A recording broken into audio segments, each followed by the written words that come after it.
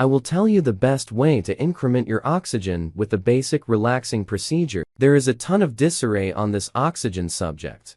And one of the large ones is on the off chance that you profound inhale. You're going to get more oxygen. That is totally false. As a matter of fact, if you have any desire to demonstrate it to yourself, simply start profound relaxing at the present time and perceive what amount of time it requires before you wind up passing out. You're going to begin feeling woozy. You're going to feel tired. So, yes, when you're profound breathing, you're getting more air. However, you're not getting more oxygen. You realize we have this bogus thought that oxygen is great and CO2 is terrible. It's a waste item. However, on the off chance that we investigate what's in air, there's a great deal of oxygen. There's not much of CO2. In the event that we do an examination among oxygen and CO2 in units, it'd resemble 160 units of oxygen per given measure of air to a third of 1%. That is 3. Alright,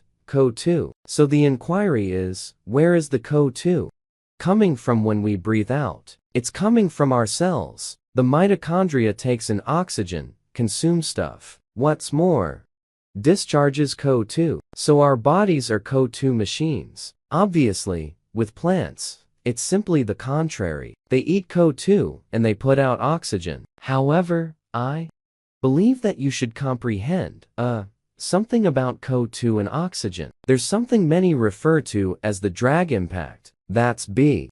And the drag impact sort of goes like this. The oxygen won't be delivered from your red platelets except if you have sufficient CO2.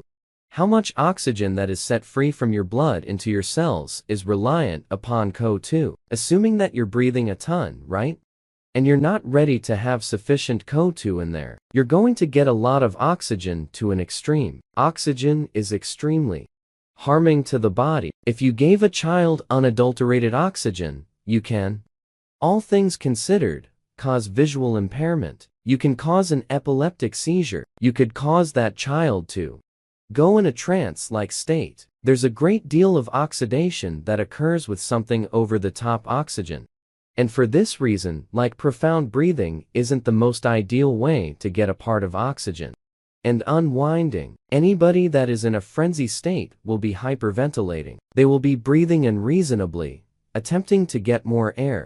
And it's very shape intuitive since they will get less air. You have something many refer to as intense hyperventilation and constant hyperventilation, where many individuals are in this constant stage. We know about the intense hyperventilation.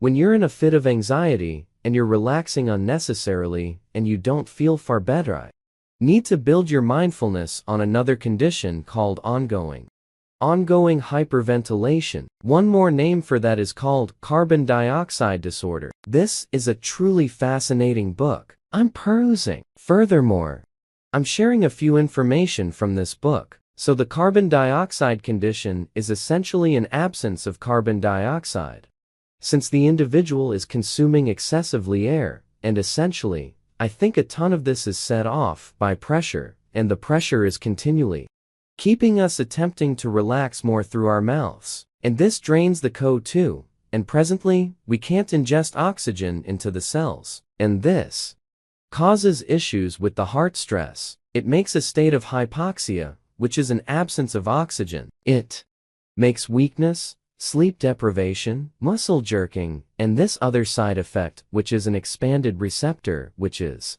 entrancing that a low sum of CO2 will increment receptors, which is going to cause a stodgy nose. Likewise, this absence of CO2 will make less carbonic corrosive, and the blood turns out to be more antacid. And afterward, we have a major issue eliminating calcium from the cells. Calcium starts to aggregate. Since you have this constant hyperventilation, and an absence of CO2 is, as a matter of fact, another justification for why you would develop of calcium in the tissues. And then, at that point, the nerves don't work. You feel shivering. You most likely notification that when you explode an inflatable or something, you could see stars or feel shivering all through your body. Well, that is what's happening. The pH of your blood is changing, so only similarly as a smoker has an absence of oxygen in their cells, when you get a lot of air, you likewise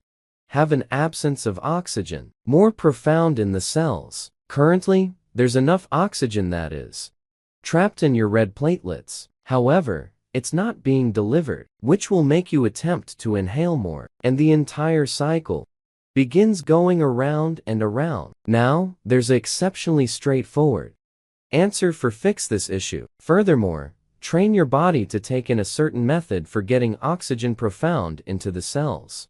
Settle a great deal of medical issues that you probably won't actually be associating with this issue of absence of CO2. So, number 1. Loosen up breathing, okay? You need to inhale extremely delicate and delicate. You need to inhale through your stomach and your stomach, not your upper chest. So you need to take in leisurely for 5 seconds, and then breathe out for 5 seconds, and afterward do that reliably in a delicate manner, without strain. SPS before you go to rest around evening time, particularly when you're driving in rush hour gridlock or staring at the television, you can begin to prepare your body to relax accurately in light of the fact that when somebody under stress, they're somewhat like. So this breathing technique is one thing that you have some control over, and change your whole physiology. You can pull yourself out of a thoughtful compliment or battle pressure mode. And to make sure you know, I do this before I hit the sack. Each and every night, you might get a free application that assists you with timing your breathing so you can all things considered envision like a ball growing. What's more, contracting, or some sort of, sound component or a timing system to practice this.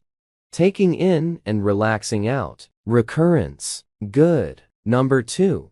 You need to inhale through your nose, not your mouth, okay? The nose will condition the air, humidify it, cleans it, sift through things consistently. You're consuming around 500 Ls of air, and if you go through your nose, you'll as a matter of fact have way preferred quality air over in the event that you go through your mouth. Since first of all, you sift no microorganisms through, or any particulates, they generally go right into the lungs, while breathing through your nose, you get an opportunity to have a great, safe separating component. You too have limitation of air, which coincidentally will expand your oxygen by 20%. Just by breathing through your nose, it's going to feel like your air is prohibitive. However, you will get more oxygen. And 3 and 4 include resting around evening time. You can get those nose strips, those nasal strips. They go right across here. Opens up the highest point of your sinuses. You can inhale somewhat better, particularly in the event that you have a stodgy nose, and you can get some mouth tape. Alright? That you just put a little piece of tape right here while you're dozing around evening time to train you to inhale through your sinuses so you can channel the air all night long. You can get more oxygen. You'll have better rest. You won't wake up with a dry mouth. You presumably will not be wheezing any longer. And you awaken feeling invigorated. There's some extra data on drinking carbonated water, which is essentially CO2. Furthermore, water that I think you'll find very entrancing. I am far more hydrated when I drink carbonated water than if I just hydrated.